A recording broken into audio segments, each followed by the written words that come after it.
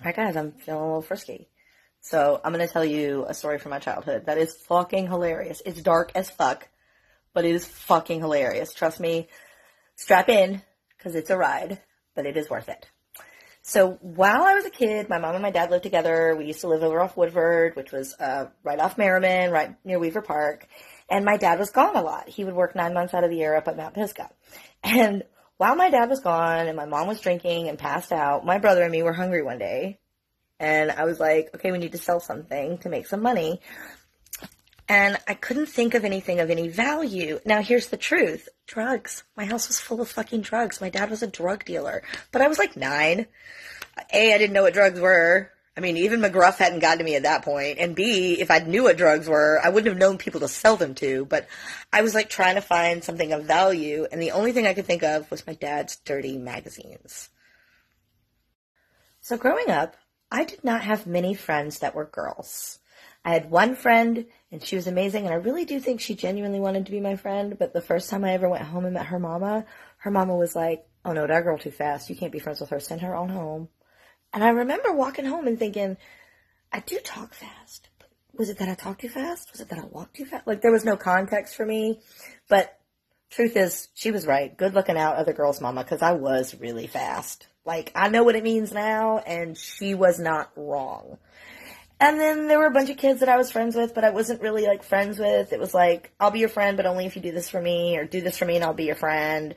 So as far as, like, friends, no, I never liked the girls. The girls never liked me, but I was dirty and smelly and I'd punch you in the face. So, like, I get it. I'm not mad at them. But I just got along better with boys. So my brother and I had a big pack in our neighborhood. There was, like, 6 of us. And we would all just hang out and climb trees. And so I, being the leader of my brother and I, say, we need to sell my dad's dirty magazines to the boys in the neighborhood. Pretty clear logic, right? Now here's where the 9-year-old comes in. I'm like, sell them for a quarter. Sell them for a quarter. Yeah, we made a lot of money. We made a lot of money.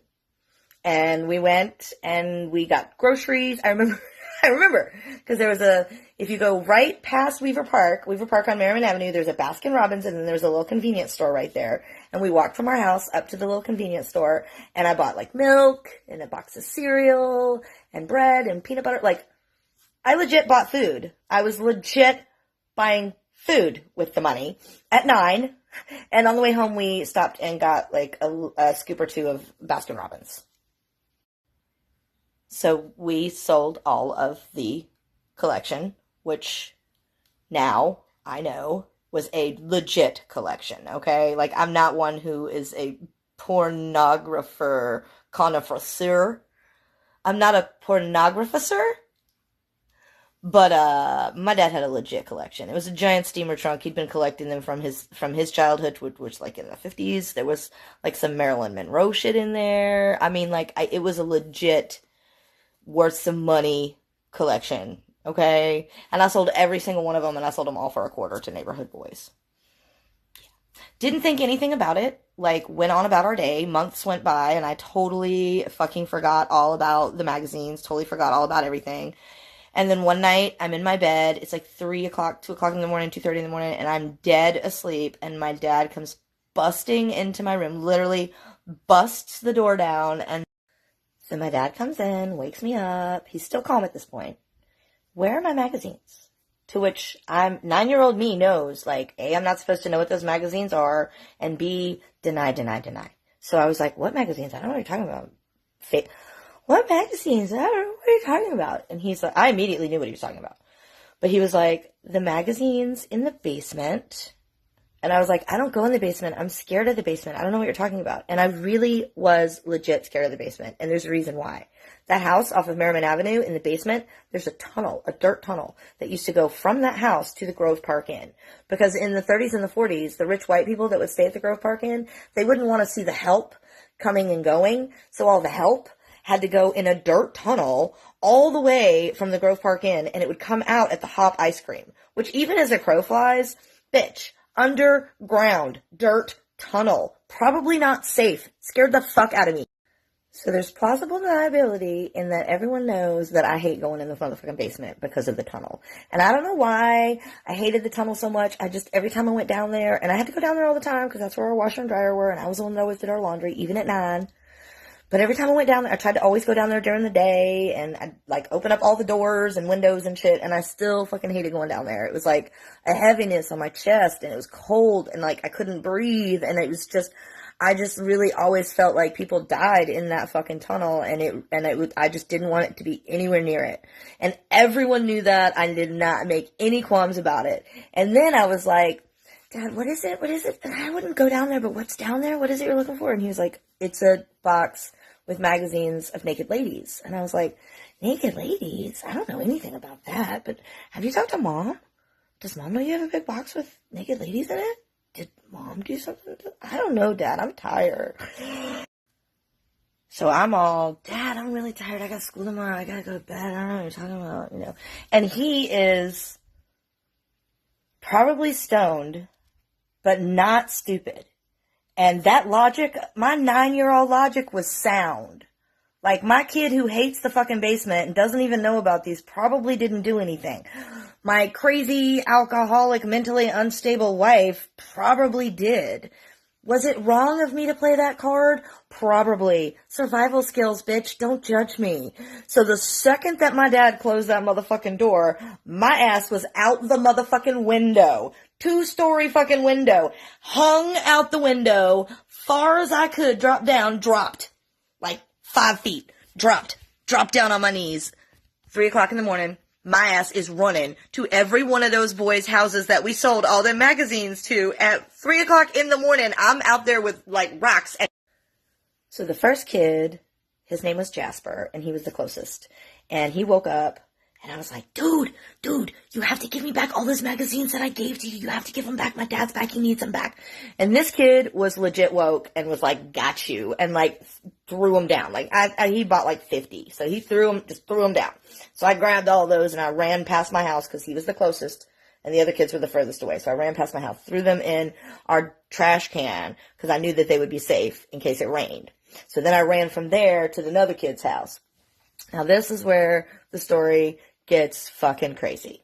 Second kid doesn't wake up, but second kid's neighbor does. Second kid's neighbor comes out to the back porch and is like, what you doing out there? And I'm literally standing in the yard throwing rocks at, like, I'm doing a dance. 9-year-old me at 3 o'clock in the morning, I'm doing a dance in the backyard. It was like, so here I am, 9-year-old me, plain as motherfucking day, in this kid's front yard, throwing rocks at the fucking window, and this old man comes out. Clearly he sees me, because he's like, what you doing over there? And I was like, I'm a ghost. I'm dead. I'm visiting my family from when I lived here before in the Civil War times. I swear to fucking God. I swear to fucking God. I'm dead. I'm a ghost. That is what 9-year-old me came up with. But this is where it gets crazy. He goes, well, go on about your way then. Just don't cause the family any troubles. I swear to fucking God. So this kid, whose name I think is Kyle, he is up in the window like, no. And I'm like, I gotta fucking tell them. Why the fuck am I here? Like, so she's hugging me and she's all, is everything okay, darling? Did something happen at your house? Is everything okay with your family? To which I go, yeah, bitch, everything's fine at my house, but, like, I sold your son a bunch of dirty magazines a while back, and I kind of need to get those back because my dad's back, and they belong to him, and he real pissed, yo. So, like, I'm sorry to tell you that I did that and that your son bought them, and I know that you're super Christian and probably think that that's a sin, and I don't give a shit about it, bitch. I just need my motherfucking magazines right now.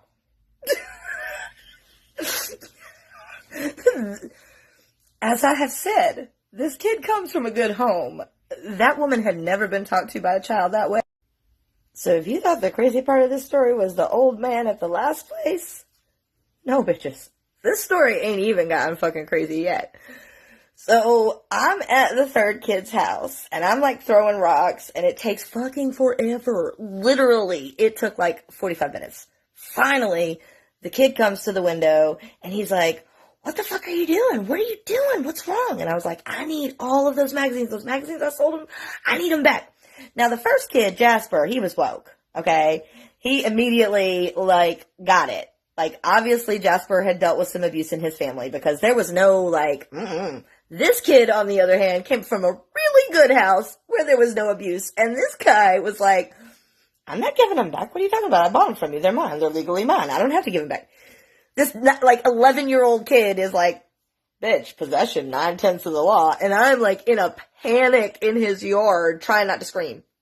So this kid is standing in the window, arguing with me at like 4 o'clock in the morning. They're mine. I'm not giving them to you. What are you talking about? They're mine. To which I respond with, bitch, I will kick your fucking ass tomorrow if you don't give them to me right now. To which he responds, because as I said earlier, he'd come from a good home with, oh shit, I'm sorry, don't hurt me, but like, I can't get them even if I wanted to get them. I can't get them for you. To which I reply, bitch, please. Nice fucking try, but I need you to get them for me now, or I will be forced to climb your motherfucking trellis and get them myself, bitch. To which he's like, no, I really cannot get them. They're in the heating vent in my mom and dad's bathroom. That's where I hid them. They'll wake up that I cannot get them right now. So at this point, I'm trying to establish if this kid is lying to me because he does not want to give these magazines back to me because he'd already pretty vehemently voiced that he had purchased them. They were his possession. He 100% did not want to give them back to me. So I'm like, is he trying to manipulate me or did he legit hide them in his dad's bathroom heating vent? That logic's pretty sound. At which point he kind of starts crying. Like, legit. Just starts crying and is like, I'm so sorry, I can't get them for you, please don't beat me up, my dad's gonna get, I can't. So at that point, I was like, he ain't that good an actor, he's legit probably telling me the truth that he can't get to them. So then I'm trying to like, okay, so how do I get in? How do I break into this motherfucking house when this mom and this dad go off to work and not get myself arrested and get into that heating vent?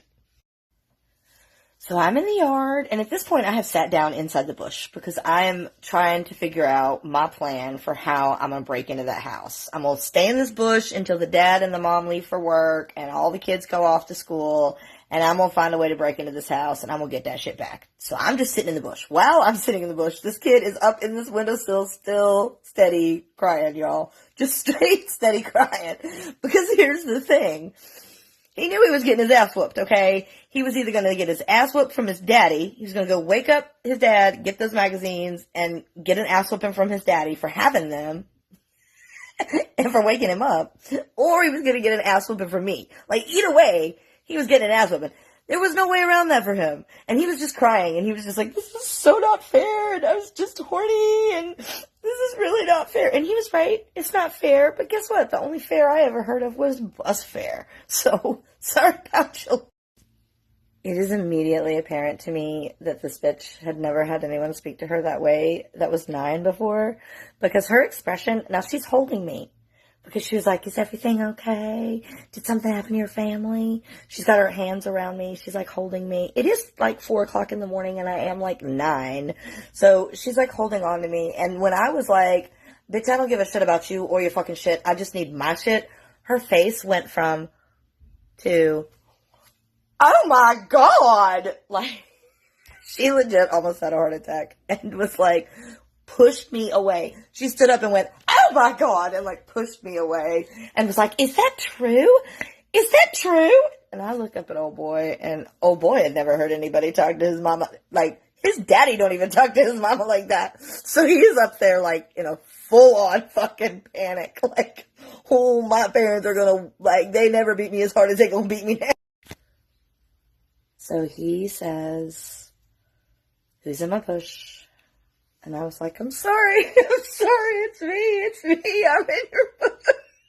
I'm so sorry I'm in your bush. And I couldn't help but laugh because he just kept saying, my bush, my bush, my bush. And it just tickled me. And I guess because the old man before, just the whole night, had just come to a head. And I just started laughing. But he was like, oh my God, darling, I'm so sorry. I didn't mean to scare you and upset you. And his wife, who apparently had been in the door the whole time and I did not know, came running up behind him and was hugging me and was like, oh my God, Shauna, is everything okay? Oh my God, what's wrong? What's wrong? Did something happen to your hand? Did something happen at your house? What's wrong? So she's hugging me and I'm looking over her shoulder at him and he's up in the window going,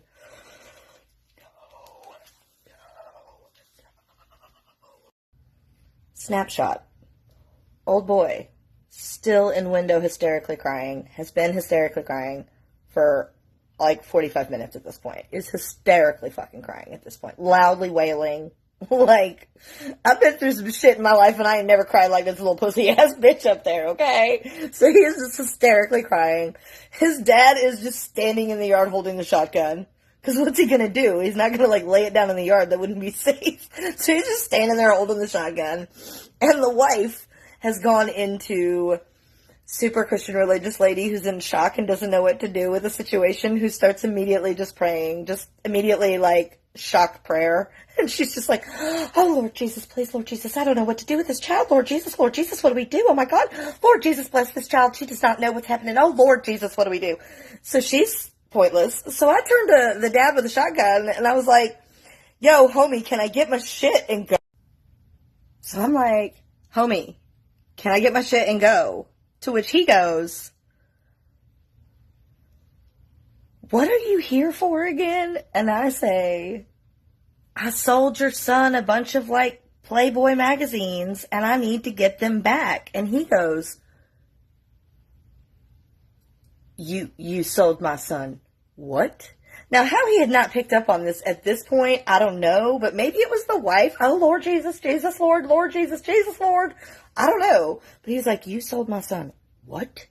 And I was like, I sold him a bunch of dirty magazines a few months back. Can we please move past that? Can I just get them and go? He's like, you sold my son what? At which point the kid is still up in the window. And I look up at him and I'm like, can you help me out here? Just get my shit. Y'all, people in North Carolina don't fuck around with, like, people fucking around on their property, okay? Like, he legit could have shot me with a shotgun, and even though I was a 9-year-old kid, he'd have walked away. Like, that's just the way the law is written. And I knew that even at 9. I knew that. So I was like, sorry. And I put up my tiny little hand and I was like, I'm sorry. And so I stood up and he was like, Shauna, what the fuck are you doing in my bush? I really wish he would have used a different word. Like, every time he said that, my brain was like, bush. He said bush. Which, should have been a clue to me at 9 that I do not have a neurotypical brain, and there should have been no humor in this situation for me, but I found. So the kid comes out, and the dad, okay, so like the mom is in religious shock, okay? Like the mom is, I swear to y'all, for the entire 30 minutes that woman was out on the lawn, it was, oh, Lord Jesus, bless this sweet child. Lord Jesus, please just send down your hand of discernment, Lord. Help her with the sword of righteousness. I mean, bitch was just shock prayer. Dad, on the other hand, was just in shock. He was just, how did you get, what, where, like, he could not get a full sentence out because I guess the concept to him that a 9-year-old girl would have access to these like pornographic magazines had never occurred to him. And therefore he had like, was in this like little bubble of like, my kids are safe from this shit because they don't hang out with bad kids. Kid comes downstairs carrying the big stack of magazines, and he had a big old stack of magazines, alright? So he comes downstairs carrying the stack of magazines, comes outside. His mom is still, now she is over, like, by the bush now, on her knees, like, fervently praying. Lord Jesus, please, Lord Jesus. I need you to please bless this child, Lord Jesus. Bless me, bless my hands, bless this child. Lord, like, she's absolutely not even, like, emotionally checked into what's going on at all. Dad is still standing there, like, trying to make it make sense. Sorry, that's my alarm. He's trying to make it make sense, and it doesn't make sense. And then his kid shows up with a big old stack of, like, hardcore graphic pornography, at which point it is 100% abundantly clear what the fuck is going on. And this guy is like, oh.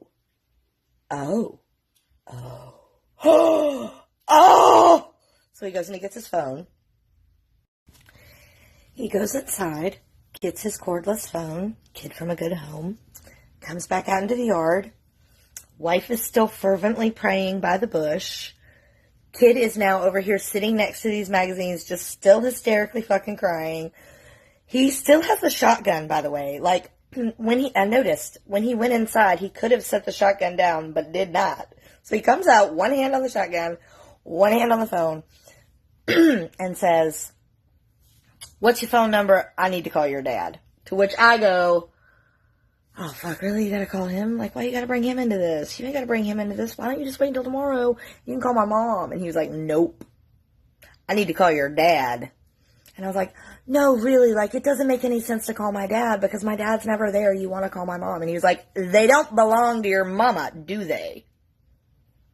To which I go, "No, they don't." So I learned 2 lessons that day.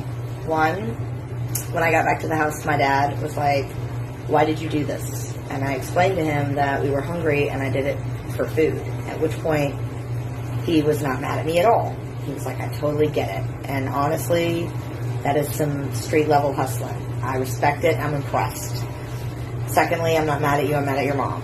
So I learned, A, don't fuck with my dad's shit. And B, Kyle was a sniveling ass little bitch. And I never really talked to him after that. He kept trying to be friends with me after that, but I was like, "Nah, I'm good on you. I'm good on you. I'm good on that." So he gets on the phone with my dad. Side note, this entire time that I had been gone, my parents had absolutely no idea that I was gone. They thought I was still asleep in my bed, and they had been fighting this entire time about how one night my mama must have gotten drunk and jealous and hid those magazines, and he was mad at her, and she could not remember. And of course she could not remember because she had not done it. So when the neighbor calls and says, "I have your daughter here," and my dad's like, "Whoa, what?" And he's like, "Yeah, apparently she sold my son a bunch of dirty magazines and has come back to collect on them." My dad immediately was like, "Oh, sneaky little bitch." And the dad was like, "Yeah, I just want to know, can I have your permission to beat your child, please? Because I really think she needs an ass whooping right now."